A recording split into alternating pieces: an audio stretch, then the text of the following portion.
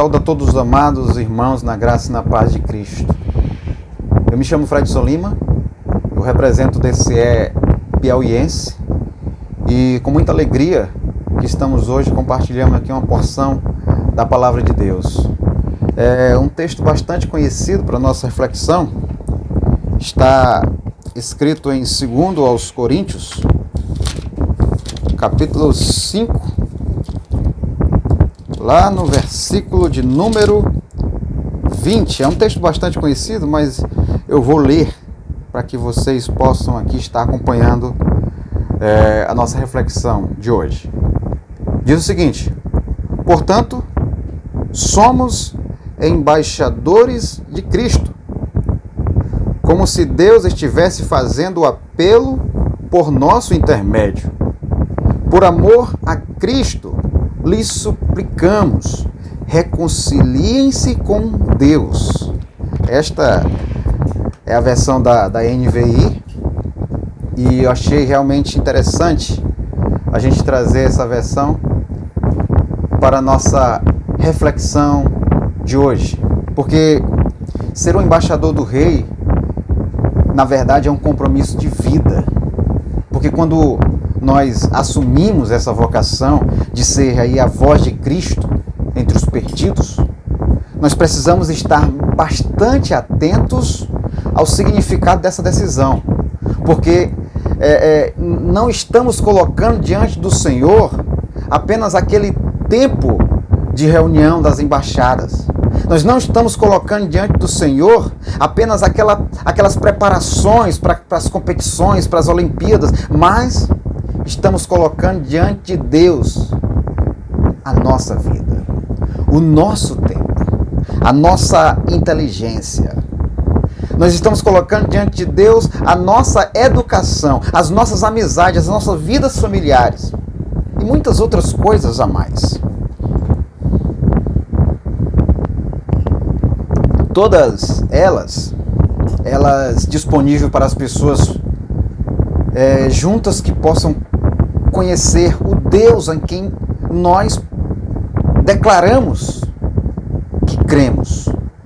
E de fato você vai concordar comigo de que essa é a missão, é uma missão muito complicada de ser executada, é uma missão que tem muitas barreiras, muitas dificuldades, e provavelmente você nem sequer tenha parado para pensar no quanto estar comprometido com Deus ao se tornar um embaixador do Rei. O quanto se está comprometido com Deus ao representar Jesus Cristo aqui na terra, através do ensino a essas crianças, a esses jovens, a esses adolescentes, e o quanto nós temos aprendido através da vivência como conselheiros de embaixadores do Rei. Por isso que hoje eu gostaria de apresentar algumas das características de Jesus Cristo. Jesus Cristo é aquele que nós queremos representar. E se nós não imitarmos a cada dia ele, fica complicado de a gente querer ser o representante de Jesus Cristo. Uma das primeiras características que pode ser notada em Jesus Cristo é que ele é um servo humilde de Deus, mas também é dos homens. Porque, se você for analisar, meu querido, é simplesmente incrível a postura de humildade de Jesus. Porque mesmo sendo alguém diferenciado, alguém que sem cometer pecados, ele faz o bem a muitas pessoas, jamais foi vaidoso. Ele nunca pensou que, por ser mestre, as pessoas deveriam servi-lo. E eu me recordo do texto de João, no capítulo 13, que nos ensina isso, lá nos versos 14 e 15, que são definitivos para esse ensinamento. Lá ele diz: pois bem, se eu, sendo Senhor e mestre de vocês, lavei os pés de vocês, vocês também devem lavar os pés uns dos outros. Eu dei o exemplo para que vocês possam fazer também. Não há discussão. Devemos ser humildes. Devemos servir a Deus e aos nossos irmãos como bons embaixadores de Cristo que somos. Muitas das vezes nós queremos só mandar. Ei, vai lá, faça isso, faça aquilo. quando na verdade nós devemos sim servir aos nossos embaixadores, ensiná-los na prática. E nos remete a lembrar aqui do segundo destaque que nós temos para hoje, é a compaixão de Deus pelos pecadores. Se você voltar um pouco no texto no livro de João, lá no capítulo 8, vai nos falar uma história de uma certa mulher que foi pega cometendo um pecado muito grave. E por isso, algumas pessoas naquela ocasião queriam apedrejá-la até a morte. Aí eu começo a analisar. Que pecado, meu querido, não é tão grave? Que pecado não é muito grave? Qual dos muitos pecados que eu e você já temos cometido diante de Deus e não é uma ofensa terrível? Seriam esses pecados dignos de apedrejamento? E a verdade é que sim. Nossos pecados são merecedores de punição. Mas as palavras de Jesus para aquela mulher desesperada se estendem aqui para nós hoje. É o fruto da imensa compaixão de Cristo. Ele lembra o que ele disse: então Jesus pôs-se em pé. Aí Jesus perguntou: mulher, onde estão os teus acusadores? Aí ele disse: ninguém te condenou? Aí ela, com a cabeça baixa, triste, disse: ninguém, Senhor.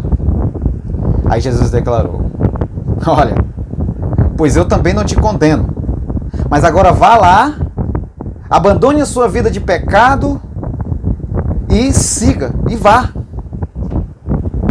Eu coloco então mais uma questão para nós pensarmos.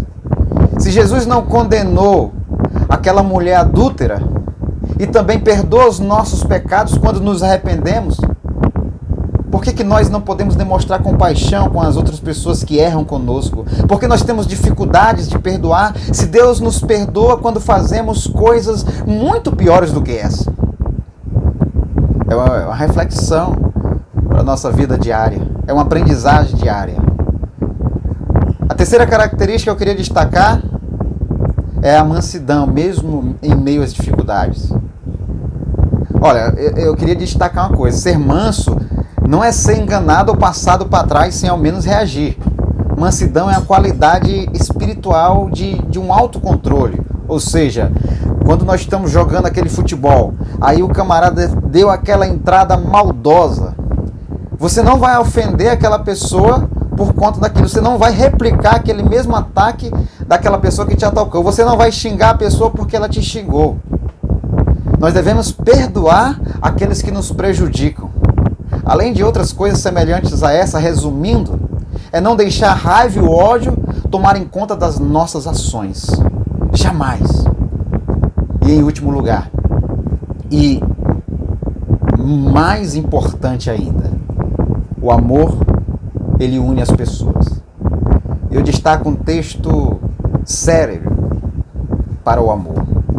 É um texto bastante conhecido dentro da organização Embaixadores do Rei também. João, capítulo 3, versículo 16, que diz: porque Deus amou o mundo de tal maneira que deu seu Filho unigênito, para que todo aquele que nele crê não pereça, mas tenha a vida eterna. O amor de Deus foi grande o suficiente para que ele deixasse de ser Deus e se tornasse um humano para morrer pelo meu pecado, pelo seu pecado e o pecado de toda a humanidade. Queridos, na vida de um embaixador do rei, esse amor pode produzir frutos tão grandiosos quanto o Deus que nós representamos, porque nós representamos um Deus grande, um Deus de amor. E nós podemos, por meio desse amor, ser caridosos, conhecendo aquela questão do serviço real, que nós precisamos ser motivados pelo amor de Deus, não por interesse algum, só pelo simples desejo de ver as pessoas bem e felizes prestando serviço voluntário ao nosso próximo. O amor pode transformar o pecado em salvação.